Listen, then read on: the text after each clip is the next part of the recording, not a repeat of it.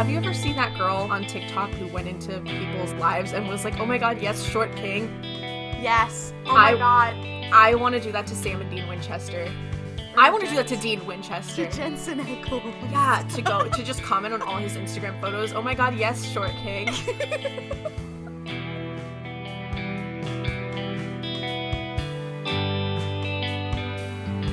Hello, and welcome to Super Hell, aka the Mystery Spotcast, a show where two recovering Supernatural fans subject themselves to a rewatch. I'm Klaudia, my pronouns are she, her, and you can find me on social media at Klaudia Says, K-A-L-U-D-I-A Says.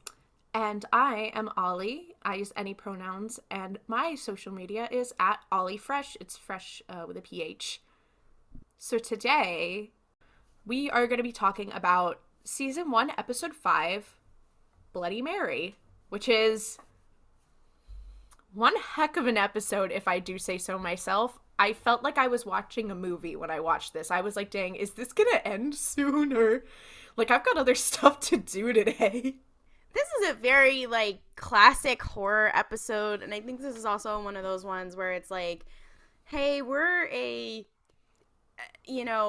Americana fantasy horror show. We're gonna have to cover the most popular urban legends, so we're gonna have to get to this one eventually. So it definitely felt like this one was always inevitable, so I'm glad they kind of get this one out of the way. It's not one of my favorites, but it's not terrible either. I would put it mid-tier. Yeah, this episode was mid.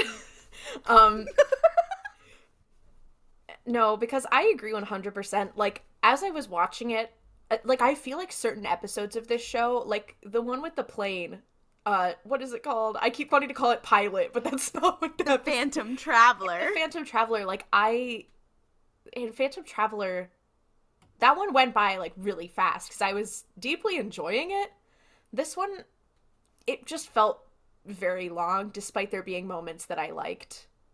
This one, oh my god, what's the horror movie with the cameras in the house that was very popular? Paranormal Activity? Yes, okay. I remember when that movie first came out, and I was in high school or whatever, and it was very popular. It's not like it was anything fucking groundbreaking in horror, but I do remember that movie did feel like it went on forever, because the structure of it was down and up and down and up and down. It kept going on. They would come back and they would go to sleep and then whatever. That's kind of how this one is. It does feel longer than whatever. It was definitely cool in that sense. And this one, kind of like the lake episode that we liked, is definitely kind of a whodunit situation where they have to really unravel a puzzle. Yeah. Which is oh, our boys, they do have a brain. Yeah. It's giving procedural. Do we want to hop right into the plot? Here we go. I do want to say, shout out to the Supernatural Wiki. Without you, this would not be possible. Yeah, let's get into it, yeah. So the episode opens, and we get the little screen that says we're in Toledo, Ohio, which is always fun. We see these three girls playing Truth or Dare. There's a girl named Lily, and her friends are oh, Truth or Dare, and she's Truth, and they're do you like this boy? And she was I'll take a dare, actually. And they're oh my god, okay. She's a lesbian. Yeah, not the Jodie Foster moment for this little girl.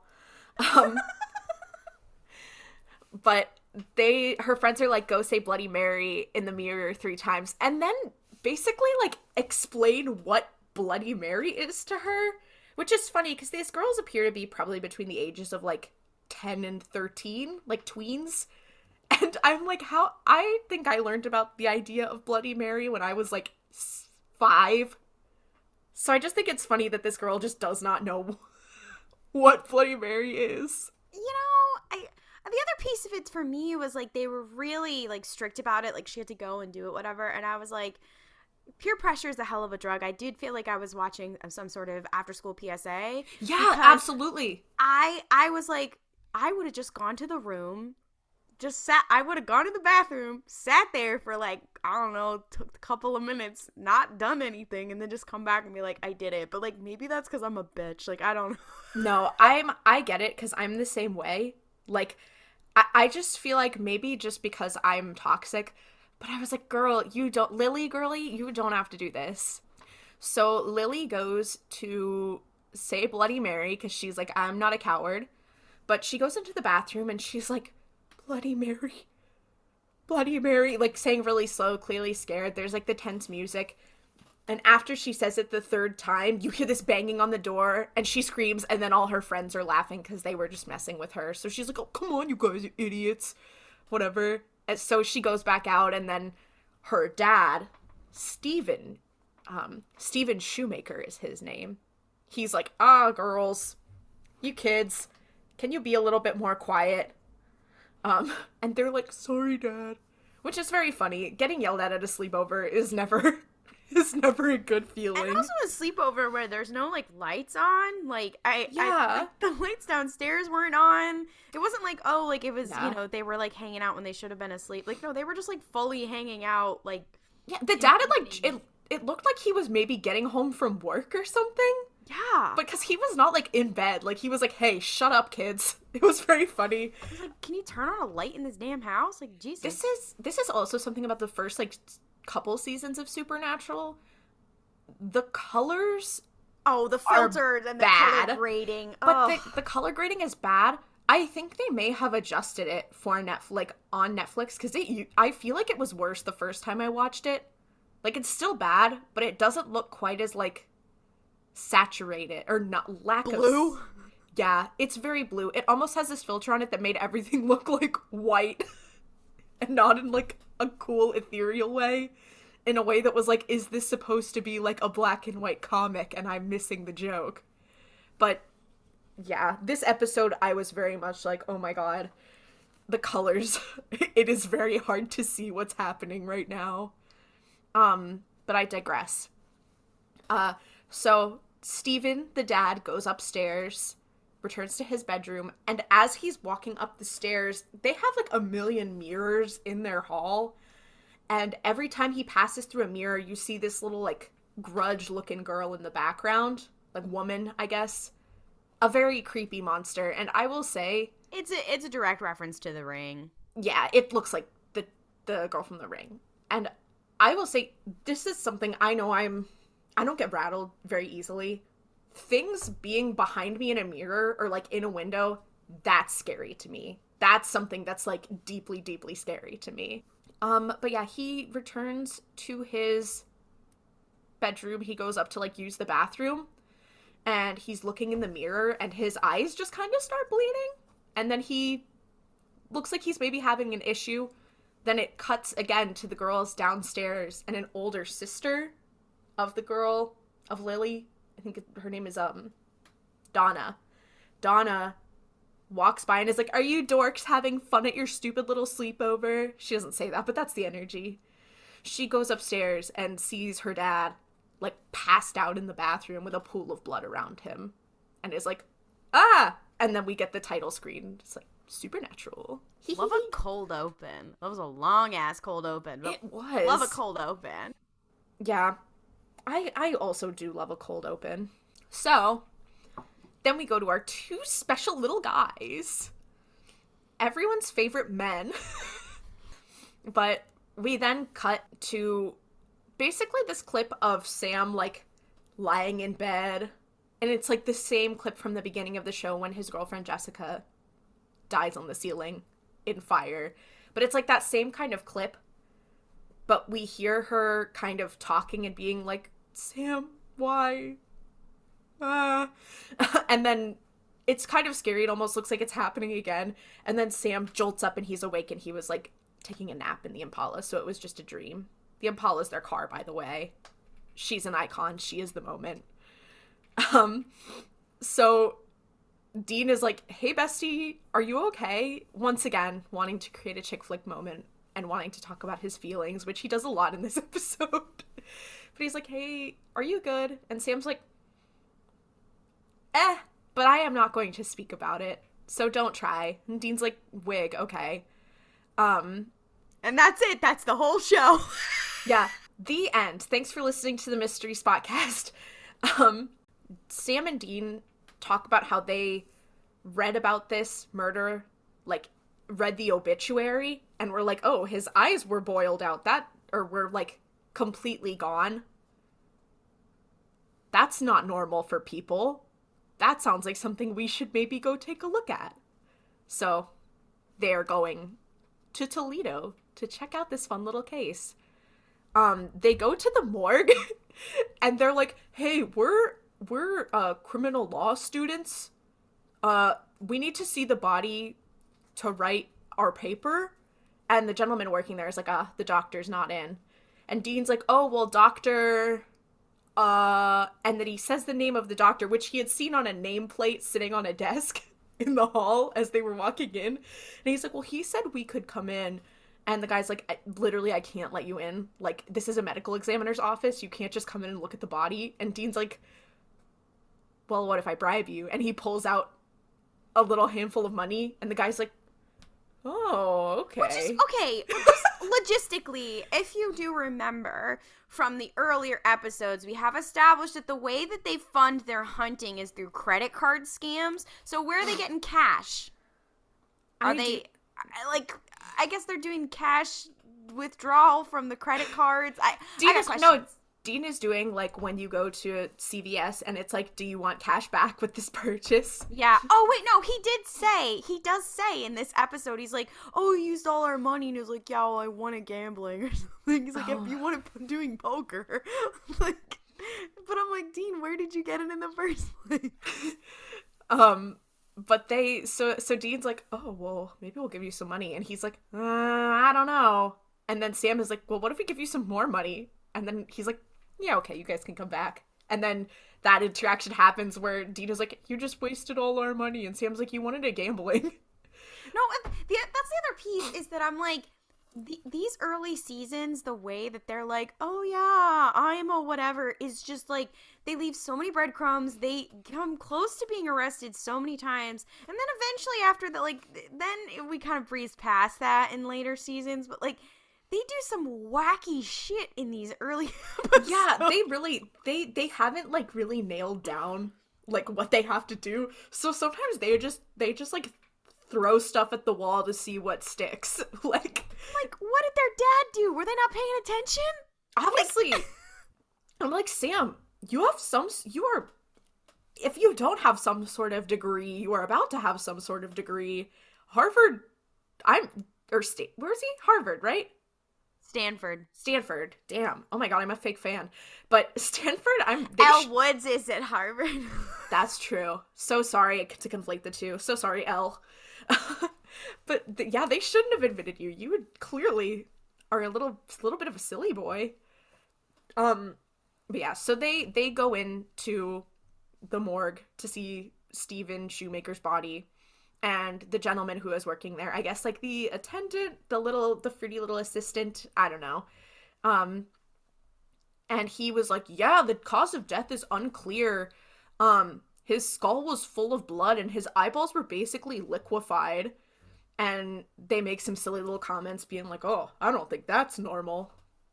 And they're like, so, what happened? And he's like, girl, I just said the cause of death is unknown. There's nothing more I can tell you until the doctor gets here. And they're like, well, we should probably leave before that happens. Oh, they asked for the police report too, and he's like, I can't give that to you. And then Sam's like, oh, fine, I'll bribe you some more.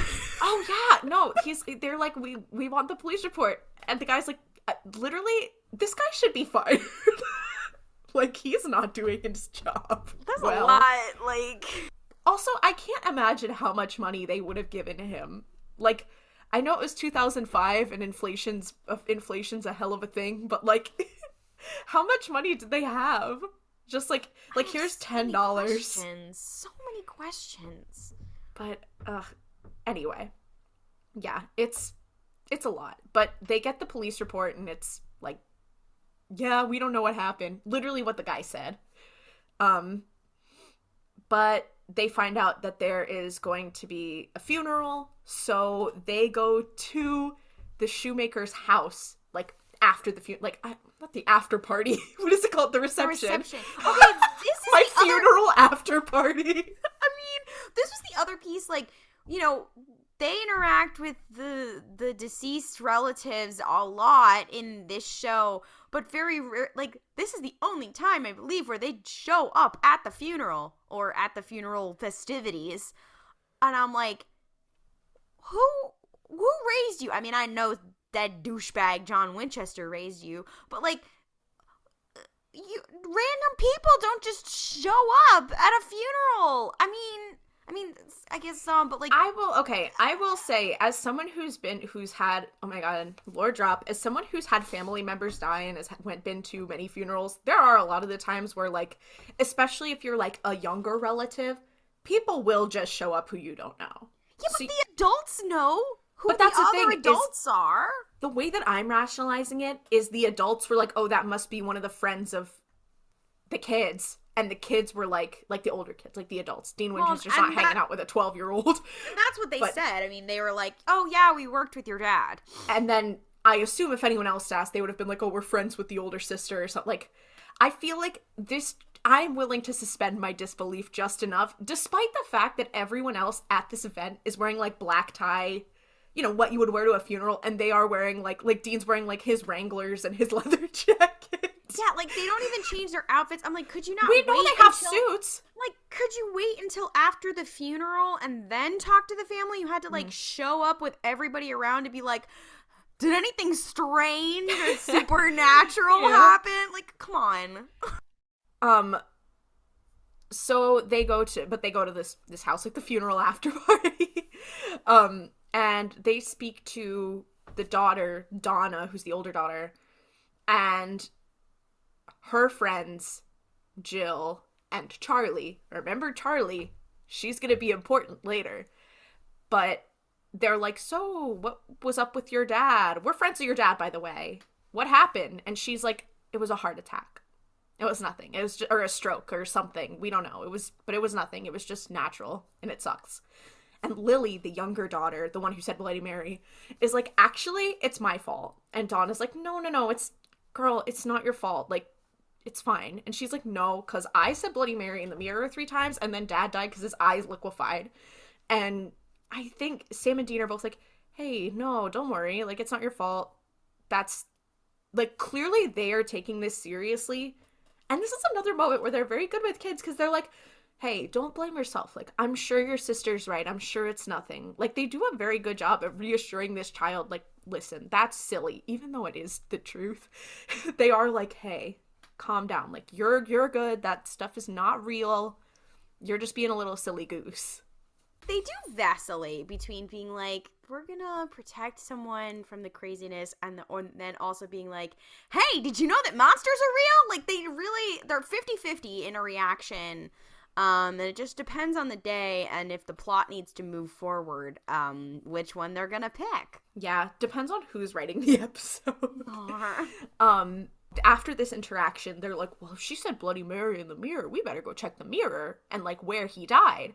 So they go upstairs, like, sneak into the house with the little sneaky sneak, and we see them walk, like, past all of the mirrors that the person, like, the spooky little ring-looking girl was, like, in the background of.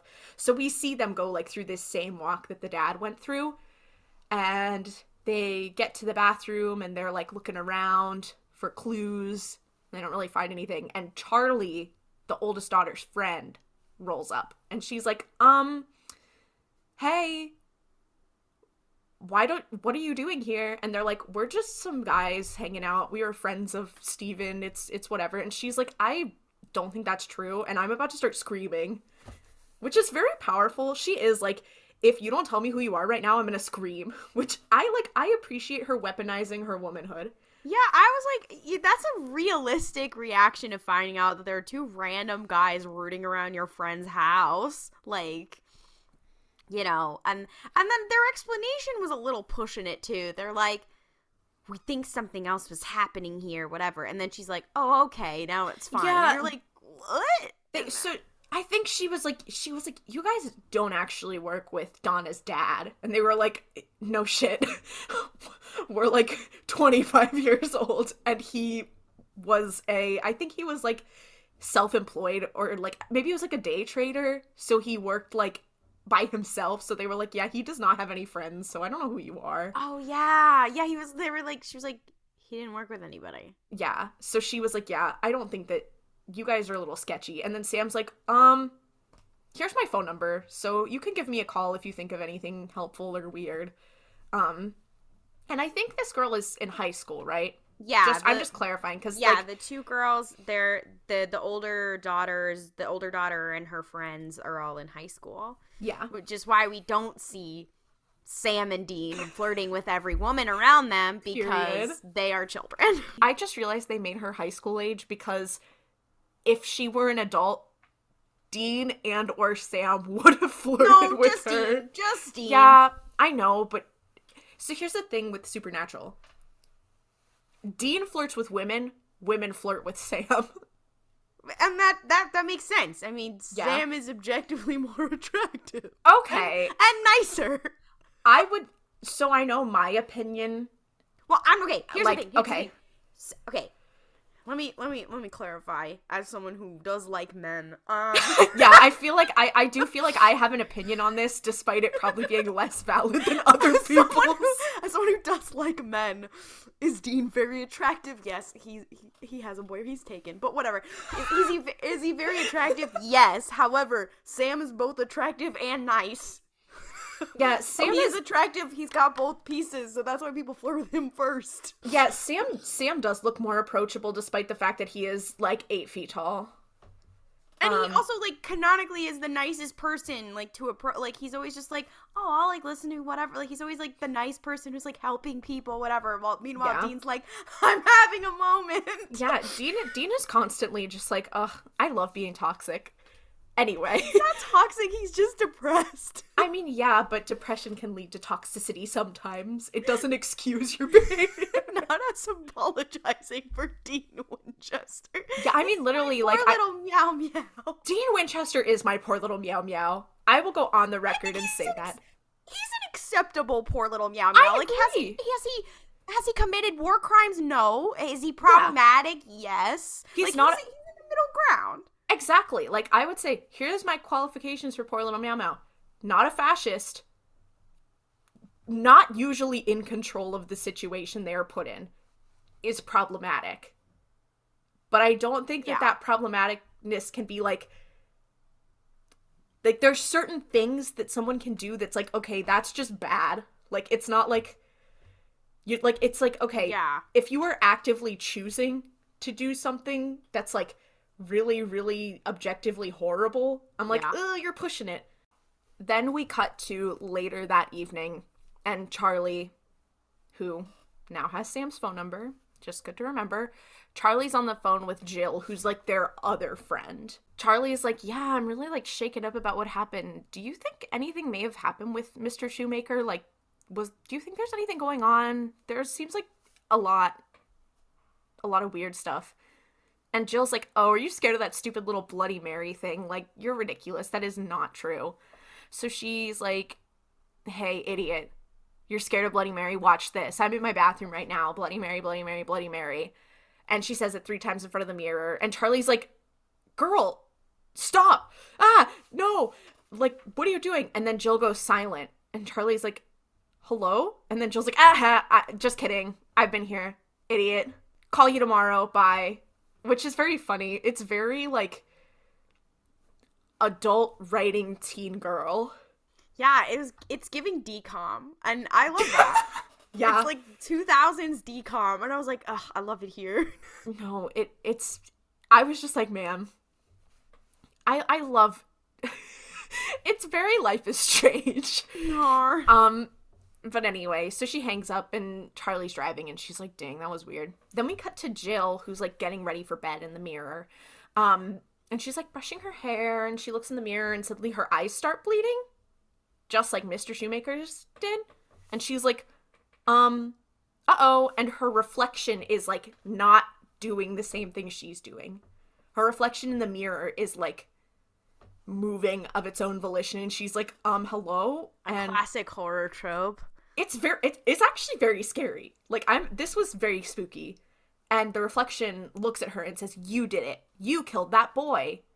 And then Jill does her own eyes bleed and she does pass away. So, rest in peace. Sorry that you killed that boy, apparently. So Charlie calls Sam and Dean and is like, hey girlies, something really messed up just happened. So Sam and Dean are like, can you get us into Jill's bedroom so we can examine it like they did with Mr. Shoemaker? So Charlie goes over to Jill's house and tells her mom that she just needs some time alone in her room because her and Jill are best friends, which apparently she agrees to, and then helps Sam and Dean climb up through the window so they can investigate. Not once, but later Dean does go back downstairs to get something and then climb back up. So, like, Charlie is a girl boss. You know what? I have so many questions. And remember, they are what? Like 23 and 26 here? Like, I think Sam's 22, but yeah. Like, they're like grown men. Yeah, they're like adults and they're also huge. But so they're in this girl's bedroom. They're kind of looking around, and at one point they're looking in the mirror and they're like, well, something's clearly, she died right in front of the mirror, just like Mr. Shoemaker did. So something's up with the mirror. So they kind of take the mirror off of the, I don't think it was a wall or it was on like a bureau or something, but they move the mirror and they look at the back of it and it says Gary Bryman. The friend recognizes the name and she's like, oh, that was like a little boy who died in a hit and run. And they're like, oh, that's weird. So they are like, well, that's crazy. So they leave the house and then they go do research.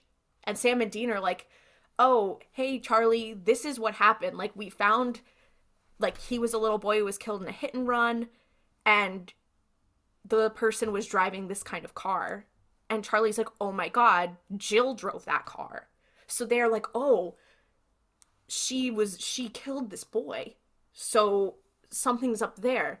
So they're like, well, we need to get into the Shoemaker house. Charlie, can you get us into the Shoemaker house? Which she does. Girl boss. Which is, again, girl bossery. She's really just out here getting into people's houses. My home invader icon. But they go to the Shoemaker house. They go and look at the mirror. And on the back of the mirror, they find the name Linda Shoemaker. Which is, like, inscribed on the back. Then Charlie's like, oh yeah, that was Steven's wife who died suspiciously after overdosing on sleeping pills.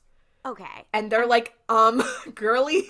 This part also is where this episode is crazy, because they kind of gloss over this to, like, get to the rest of the plot, because we don't really ever find out, like, if he, like, killed his wife, or if she, like, overdosed on, or if she overdosed on purpose because he was a shitty husband, or if, you know, it was an accident and he inadvertently caused it. Like, we don't actually find out how. I mean, it's like, there's an intrigue here, and they're like, so anyway, clearly the thing is that people, you know, that are causing people's deaths, whatever. And I'm like, hold on. There was a murder here, or something. Yeah. Hold on. I do think, like, I mean, I think the implication is that he killed her. He killed her. I'm pretty sure, like, I do kind of wish that they had been like, hey, what's up? But he is already dead. But I do think the implication, like, at least what I thought, was just like, okay, he was involved and either, like, forced her to do the overdose or, like, killed her and then whatever, or it was a cover-up or whatever. Like, I think regardless what we can take away from it on this podcast is that he was, the father, Stephen, was involved in her death. So after this, Sam and Dean are like, I almost called them Damn and Seed. That's not their names. Oh my God. That's buying the Winchesters you can get at Wish. Not what I ordered versus what I got, and it's Damn and Seed. So this is very funny. Sam and Dean start doing their research because they're like, well, obviously this is like a Bloody Mary situation. And Sam's like, that's so stupid. There's literally Bloody Marys everywhere. Like that's just a myth in America. Like, that's not a thing. It's just a myth. And Dean's like, so true, bestie, but we should probably research it anyway. So they're doing research and they're, like, frustrated because they're like, we literally cannot find anything because there's so many different like cases of like Bloody Mary, of like people named Mary dying, because it's ridiculous. So they start just like going all the way back with their research, like as far back as possible. And I'm like, y'all just gotta use Google Scholar. But Dean does eventually find a woman whose name was Mary Worthington, and she was in front of a mirror when she died, and she died in Indiana. And fun fact, she did die on March 29th, which is my birthday, so. Oh my god. But she died a long time ago. I did not write down the date, but it was a hot minute ago. But they drive to Indiana to speak with the police detective who worked on her case, which is a long drive. So I just think it's very... There's also, while they're driving, they're having this debate of being like, well, I mean, like, it seems like the person, like, they're already dead. Like, there's nothing we can do to save these people. And I was like, well, yeah, but, like, what if it happens again? Like, someone else is gonna do Bloody Mary. So, they have since deduced that it is probably, like, people who did something bad are getting killed by Bloody Mary, so hopefully it's just people who did something bad. And there's kind of this debate of, like, well, they did something bad, so... And then I'm like, well, that's not really justice. But that's none of my business. Yeah, literally. They're like, well, anyway. So they go to meet with this detective, who's just, like, this old guy, because this happened a long time ago. And, like, clearly they are, like, the detective always is, like, the detective is like, this case was a really long time ago. And they're like, yeah, but do you have anything on it? And he's like, yeah, I do. And we find this guy's, like, kind of obsessed with it because they never solved it. And it's just funny because they're, like, go to this old retired man's house and he's just like, so... Like, I've been waiting for this one! Literally, he's like, it's like that, like, when you watch something, like, when you watch a documentary and you're waiting for someone to bring it up so you can tell them about how you watched a documentary. That's like, this guy's like, man, I sure hope no one brings up the Mary Worthington case. That would be crazy. Oh, someone say Mary Worthington? But, And he's like, well, I'm not supposed to show this to you, or even have it, but I'll show it to you anyway. Yeah. The amount of this episode, which is just people being like, I'm not supposed to show this to you, but here you go. They're just special little boys. I mean, yeah. If you think about it in the outward context of the show, the, like, bigger overarching plot of the show, of the Gospel of Winchester, of, like, you know, why do people give them things other than the fact that they are just, you know, white men asking for things, other than privilege. There is a piece of, like, literally God's hand guiding them because God thought it was entertaining. That is canonical. That is a canonical fact that some of these things that don't make any sense, if you think about it, the reason is literally because God was like, I just think that's neat to advance the plot. Yeah. So, spoiler alert. Spoiler alert. God. Spoiler alert. Spoiler for Christianity. Spoiler for Christianity and the third gospel. Oh, God, the New Testament. Literally, but that is the plot of the show. I mean, it is literally the plot of the show. Spoiler alert. But so this detective is like, Mary died when she was 19. Someone broke into her apartment, murdered her, cut her eyes out with a knife. But before she died, she was in front of this mirror, and she tried to spell out her killer's name, but only managed to write the letters T-R-E. There was a surgeon named Trevor Sampson that was suspected, but nothing was ever proven, and her murder went unsolved. Which I do think is funny, because unless I'm mistaken, they never really do bring up, like, what happened to this girl, or, like, who Trevor, what, like, they almost are like, yeah, here's who they think did it, but nothing ever happened. And I'm like, why didn't they just, like, I don't know, it just seemed like such an unnecessary thing, because now I'm like, I want to know what happened to her. There's, like, 15 different murder mysteries that go unsolved in this, so that can be like, anyway, so, and you're like, wait, hold on. Yeah, so they find out that Mary Worthington was cremated, but they're like, well, her spirit has to be trapped somewhere. Like, her spirit if like her spirit is here somewhere. So they're like, maybe it's trapped in the mirror. So they're like, oh, well, all of her murders are mirror-based, her mirror-based powers. So she probably is something to do with the mirror. So we need to find the mirror.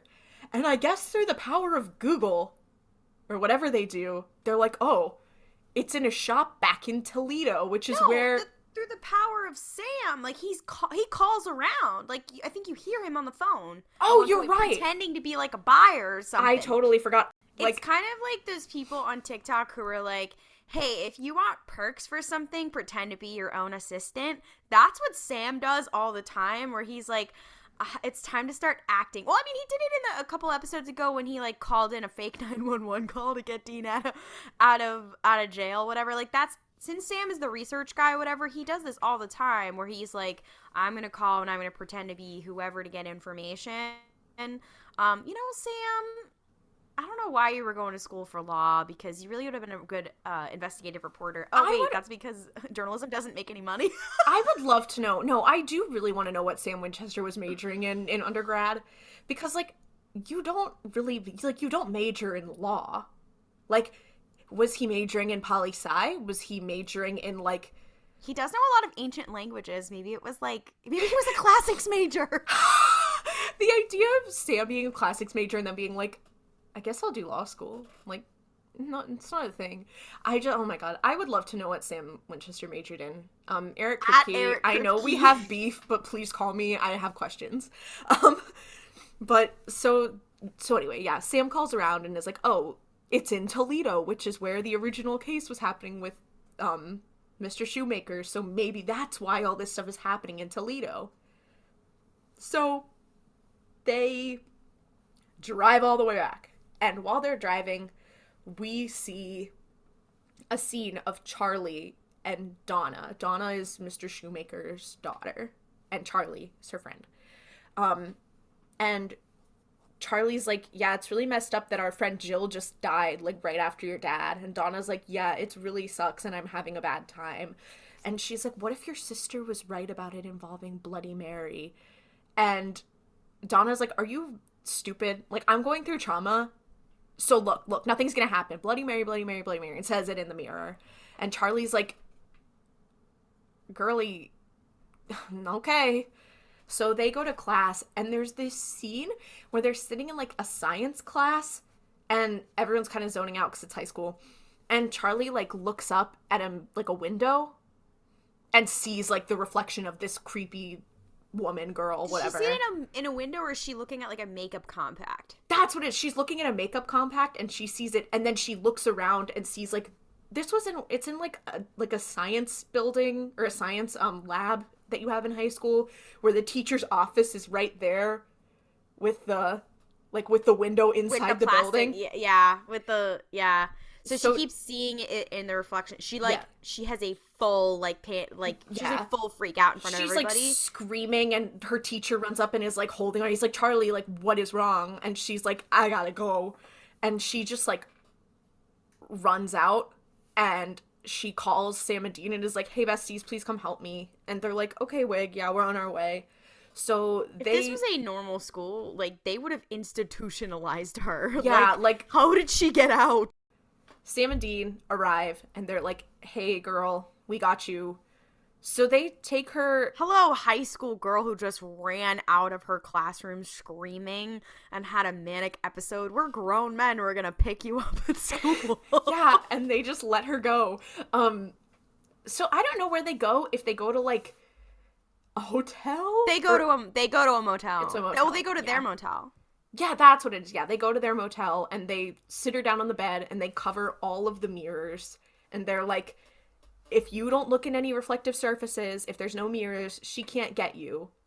I don't know how they figured that out, but they did. I think they were just having a rare moment of being smart, where they were like... No, I mean, it was a moment, but I'm just like, dang, they were really confident that that would work. And it did, so good for them. Yeah. I mean, Wig. But, they're like, so everyone else who died, who was killed by Bloody Mary, died because of something. Like, because they were complicit in a murder. Or in, like, a death. So, what's the tea? And she's like, So Not Dean and Sammy, like, what's the tea? oh my god, Sister Slay, what's the tea? Yes, girly. Um, I'm gonna go ahead and give a bit of a content warning. Um, if you are uncomfortable with the concept of suicide, um, you may want to skip ahead like 30 or so seconds. Or maybe Maybe just relationship abuse. yeah, definitely. This is kind of heavy. We're just gonna cover it fast. So Charlie is like, finally, she's like, so I had this boyfriend who was really controlling, and I was not having it, so I said I was gonna leave, and he threatened to kill himself.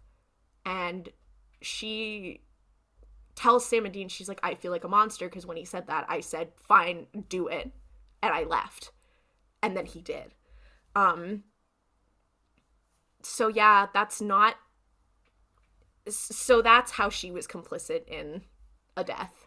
And they do talk about it a little later, so it sounds really bad right now, but yeah, well, Sam and Dean kind of look at each other because they're like, this is some bullshit. They're like, okay, so this is clearly there's something weird here because it's not everybody, it's not people's fault.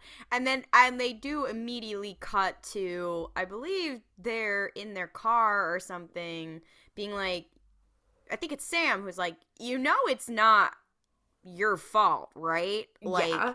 And I think it's supposed to be a moment of growth, I think, for Sam, because he's been blaming himself for Jessica's death. Yeah. They really do, like, I mean, they do that in the next scene, but they definitely do, like, take a moment and be like, okay, like, so she's not just going after people who have, like, murdered other people. She's going after people who are even involved in someone's death. So they do acknowledge, like, that was messed up and this is not this girl's fault and whatever. Which was, like, a good moment.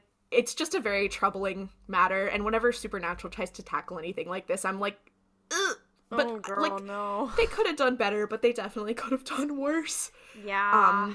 But this is also kind of the motivation where they're like, okay, so she's not just bringing justice, she is, like, indiscriminately killing. I mean, not indiscriminately, but, I actually think this was also kind of a piece of world building. I think they do this kind of later as well, where, I don't know if they say it outright, I'm gonna have to remember this when we rewatch certain episodes, where I know that the Winchesters at some points are like, the ghosts are kind of, not stupid, but there's not a logic to, like, there's not a logic to it, like, there's a, they said, like, no, it's not their sense of justice, but, like, there's not a, like, a logic to it, like, they're just doing it of, like, if there was an A to B cause of death, then whatever.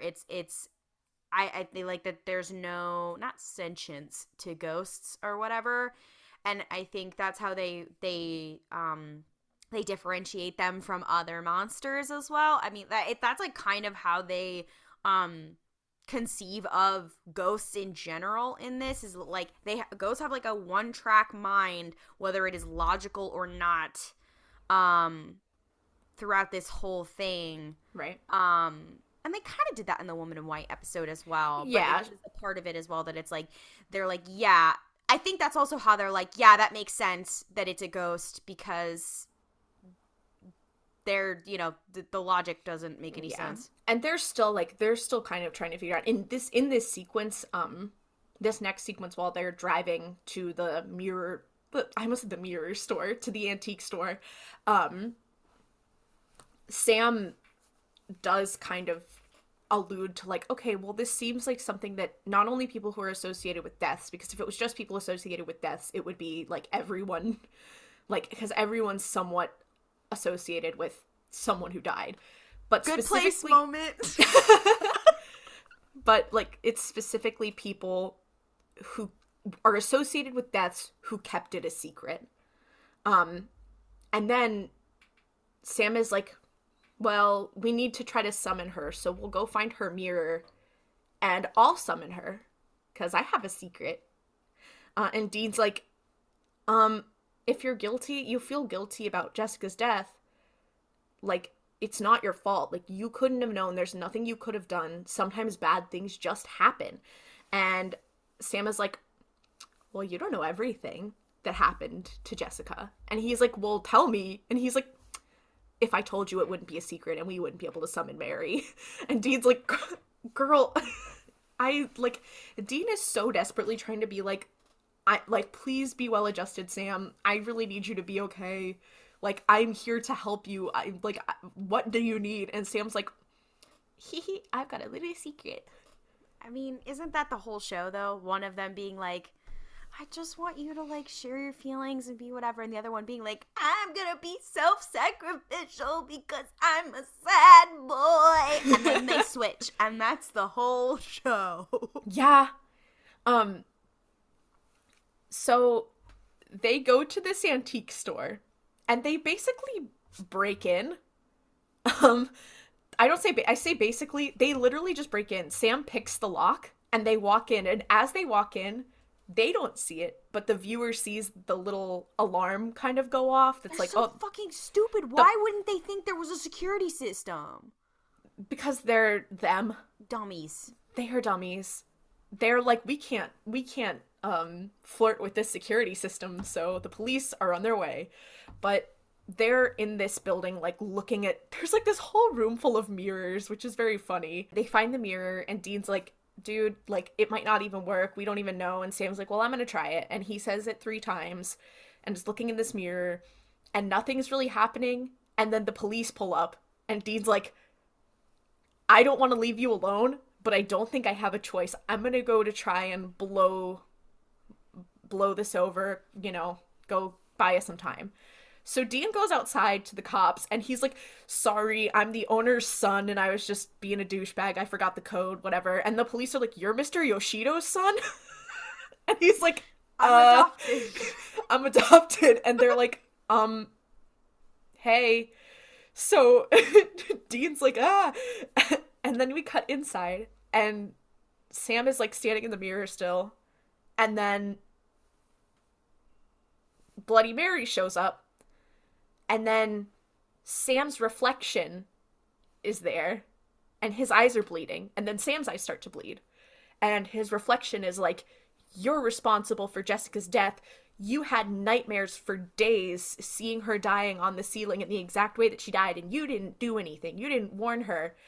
And then Sam is like trying to smash the mirror, but he's also bleeding out of his eyes, so he's having some trouble, as you might if you're bleeding out of your eyes. Then we cut to outside. Dean is having an ACAB moment once again. Dean is like, hey, don't arrest me. All right, this is stupid. And just absolutely kicks these cops' ass. Like, he kicks their asses. I love that for him. No, it's so funny because he's just like, bonk, and then they're like knocked out. And I'm like, dang, girl. The idea... I just love Dean said, well, in for a penny, out for a pound, right? So then he runs back inside and Sam is struggling. So Dean runs up and smashes the mirror. But then Mary emerges from a different frame and starts going for both of them. And then Sam's eyes stop bleeding and they think it's okay and they start to walk away. And then like Mary doesn't just emerge, she comes out the frame. It's like she's crawling out of the frame. It's like The Ring. Yeah, it's literally like The Ring. And then she runs up to Sam and Dean pulls out another mirror and shows her own reflection, and then her eyes start bleeding, and then she just kind of melts because of how many people she was complicit in the death of. She like melts, and then Dean smashes the mirror and she totally disappears. This scene totally broke my immersion because of how bad this CGI was. Oh, yeah. I know that it was 2005 or 6 at this point, so I'm not, like, expecting it to be amazing, but it was one of those things, as someone who's rewatching it in 2021, I was like, oh, I am suddenly not scared at all. I will say, I did forget that this was the mirror smashing episode, because this was a classic joke in the fandom of, like, because they make this joke in the episode of like, oh, you're gonna get 7 years of bad luck. They're like, that's a lot of years of bad luck. And Dean literally says after he breaks it, Sam is like lying on the floor and they're both just like clearly in pain. And then Dean kind of like to break the tension goes, that's gotta be like 600 years of bad luck. And Sam kind of laughs, and that's like the little like, all right, tension diffused, let's get out of here. And I'm like, dang, if only you guys knew what was coming. If only you guys knew that Dean was gonna go to hell for 40 years. Yeah. Like, literally, and you sit there, like, because people thought it was a joke, whatever, and you're like, damn, that's some... I'm hoping that was on purpose, because you're like, oh, shit. Yeah, they're really suffering. Like, they spend the next 15 seasons fucked up. Like, yeah, good job. Either good foreshadowing or lucky break. But the boys go back, and they take Charlie home, and they drop her off in front of her house, and they're like, you're good now. And she's like, are you sure? And they're like, you're so good. Don't even worry about it, bestie. And as she's getting out of the car, Sam is like, hey, don't feel guilty about your boyfriend. There's nothing you could have done. Bad things just kind of happen sometimes, and there's nothing you could have done to fix it. And she's like, oh, thank you. She goes inside. And Dean looks over at Sam kind of as they're pulling out, and they start driving, and he's like, hey, that's good advice. Like, you should follow it. Don't blame yourself for Jessica's death. Do you want to tell me what that secret was earlier? Just so he's like, I've been fucking waiting. Literally, he's like, well, now she's here. Can you please just tell me? And Sam literally says, this is maybe the funniest sequence ever, because as they're pulling up, they're going like through this maybe like town center kind of area. They're pulling past like a corner, and Sam goes, there are some things I need to keep to myself. And then he looks out the window, and it goes in slow motion. He sees like Jessica, like a specter of her, just standing on the street corner in her nightgown, and they just drive by, and Sam goes like, huh, and he like watches her as they drive by, and then they pass by like a sign, and she's gone. And then the episode ends, and I'm like, imagine being Dean. Sam's like, there's some things I need to keep to myself. Huh? It's the stupidest answer. This is very clearly a forwarding the plot kind of answer, because we gotta keep some secrets to be revealed later. And this is one of those like, oh my god, kind of things. Or he's like, this is where I think the first couple seasons overarching plot, like, it's very good, but it does get annoying after a while, because you're like, oh my god, like, it's miscommunication at this point. Like, talk to each other. Jesus Christ. I'm sorry, maybe this is me kidding Dean a little too hard, but like, if someone I was close with was like, I have this secret about someone else's death, I'd probably be like, I know that Dean Winchester has been surrounded by death, and he is deeply, like, not adjusted, like, he is not a well-adjusted individual, but I feel like Dean would have been like, hey, that's cute, but like, I literally need you to tell me for the sake of our job, because like, if you're able to summon a demon if you're able to summon a spirit because of how fucked up your secret is, maybe you should share it with the class, just so that I can know what we're working with, especially considering Jess's death, one, was a supernatural occurrence, and two, it's the exact same thing as their mom. So, like, maybe that would help in solving the mystery. But Sam's like, no, I'm just gonna be a silly little guy and keep it to myself. Like, if I was Dean, I would have just backhanded him and been like, no, listen here, you little shit. That would have been real sibling dynamics. This episode, it has, I mean, again, this is very much like the Wendy Boy episode, where this is a classic moment of like, oh, this is the reason they have so many years of bad luck, or, oh, this is where they say saving people, hunting things, a family business. But the episode itself, I have so many goddamn motherfucking questions. Yeah, no, it's like, I hate to break this to you, there's so many parts in this episode. Well, it's not, like, unenjoyable, it's not a bad episode, I'm just like, normal people don't do this. And I'm usually pretty willing to be like, okay, like, it's a show. I can suspend my disbelief. I would say I'm pretty good at suspending my disbelief. I am a Star Wars fan, but I'm like, okay. I'm like, okay, I'm willing to look past a lot. But there were moments where I was like, dang, imagine being a normal person, like a person who exists, and acting like this.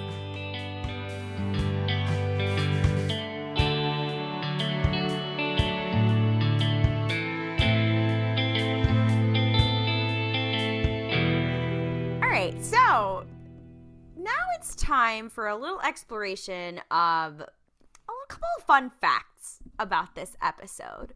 And we're going to play a little game. We're going to play, it's a spin on RuPaul's Pod Race game called Is It Legends or Did I Just Make It Up?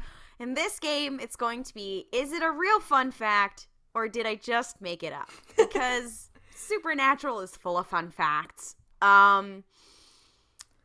one doesn't have any crazy cast members like Han Solo or members of Glee. No. But let's begin. Is it a real fun fact? Or did I make it up? This episode is set in Eric Kripke's hometown. Some names of characters in the dialogue are shoutouts to his friends. Oh no. If I was someone's friend and got shouted out in this episode, I would be so mad. But I will say I think that's true. It is. Dude, imagine being like, haha, imagine being named Steven Shoemaker and you're like, oh my god, my friend just shouted me out in his show that's on like a major network. And then you watch it, it's like, yeah, he killed his wife and died. Like, I would be so angry. I would be like, really, bestie? Huh? Yeah, friendship ended with Eric Kripke. Eric Kripke, why, girl? Why? Okay. I don't know how much of the featured music you remember. Basically none, so I feel like in the moment, I'm like, are they playing this song? And then I immediately forget. One of the songs that was featured was by Panic at the Disco. No, that cannot be. That is not true. It is not true. However, I did throw on you. There's a Fall Out Boy song that is featured. Oh, okay. I knew there was something weird because I was in middle school and high school in the early 10s, so you know, I've heard of Fall Out Boy. I will say the mix of music is interesting. It's Sugar We're Going Down by Fall Out Boy. There's a Def Leppard song, a Rolling Stones song, and a Wind in the Waves song, by the way. Obviously, so it's a good mixture. It's a good mixture. It's not just Dean's funky little classic rock tunes. Dean's little special interest tunes. Dean. Not all right. Here's another one. The Supernatural anime episode, Till Death Do Us Part, is loosely based on this episode. Huh? Okay. I'm sorry, I did just remember that there's a Supernatural anime. And I will keep reminding you. Yeah, I didn't know that existed until, like, I think I may have known, but then I forgot, and then you reminded me, like, a month ago, and I was like, oh, huh? I'll say true. It is true. It is true. Watching this in anime format would be so funny. I will say this. The funny part is that here's a fun fact that I'll give you is that episode of the anime, it does start the same way that I believe the Wendy Boy episode starts, with Sam placing flowers on Jessica's grave while Dean waits outside. And however, it shifts backwards to about 3 years ago when John introduces Dean to a case involving Bloody Mary, an urban legend. So it involves John Winchester this time around. The idea version. Okay, the idea of saying John Winchester in anime is extremely funny to me. I feel like he's just some guy. Like, I'm not Jeffrey. Sorry to Jeffrey D. Morgan, but you do suffer from terminal just some guy disease. Like, he just looks like a guy. Yeah, like, I don't think he'd be distinguishable from any other guy in an anime. I can't do this. That is kind of how I feel about everyone in this show, which is why they have to dress them like that. Yeah. Because if not, they would literally just look like some guy. All right. Here's another cool and fun fact. The actress who played Lily Shoemaker, the girl who first summoned Bloody Mary, also played a character named Samantha in the episode Mint Condition in season 14, episode 4. Mint Condition is a very funny episode title. I gotta remember what episode. I mean, I do like the idea of her securing the bag. I'll say this is true. It is true. I love them double dipping on their guest stars. I will say this. The episode Mint Condition aired in 2018, and Dean continues to struggle. Meanwhile, Sam must think fast when... What else is new? Sam must think fast when action figures come to life and our heroes find themselves living in a real-life horror movie. I forgot about this They're episode. living in a real-life horror movie? That's Yes. so crazy. You do hunt demons for a living. Anyways, we're double-dipping on actors. There aren't enough actors to be on every episode of Supernatural. There's simply too many episodes. I feel like I was in an episode of Supernatural. I feel like I could have been. Yeah, who knows? Well, okay, this one you already know is true, but I did just have a question about it. So, Dean does reference the Paris Hilton sex tape. It's such a 2000s reference. Oh, Dean. Girly. I'm like, Dean, you're always like, oh, no chick flick moments, and you're always like, oh, I'm have to be so manly, whatever, but like, you're quick with a Paris Hilton reality TV show reference. Yeah. That's a little, a little, how you say, homosexual.